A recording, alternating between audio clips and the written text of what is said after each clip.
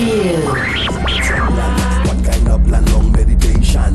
Children don't know about their protection. Even the babies on the journey, people on the land. The rivers and the waterfall, the white lakes too. Look how the boy, them want to live like Manico. Midnight Club Los Angeles has a lot going for it. Excellent graphics, fast, intense racing that takes place during both day and night, and numerous online modes that support up to 16 racers. But it's Midnight Club's excessive difficulty that causes it to be a very good racing game and not the great racer that it could have been. Nice car. Thank you. Well, so you book? So they say. There's a bit of a story, but it's the bare minimum to get you in a car to race around the streets of LA.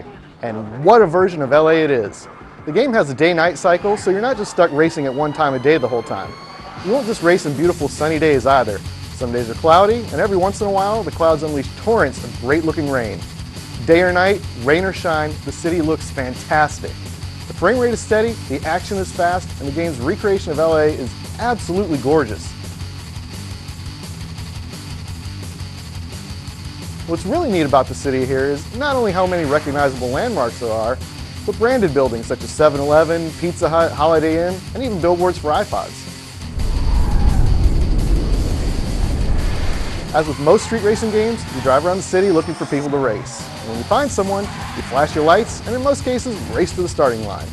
There are time trials, checkpoint races around the city, freeway races, and races from point A to point B. Pretty standard stuff for the genre. When you finish a race, you're awarded money and respect based on your position.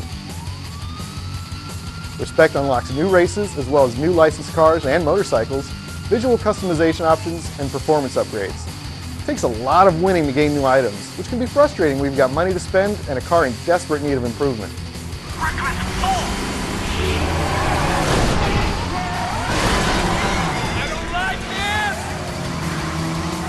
Frustration is something you'll become very familiar with as you play Midnight Club.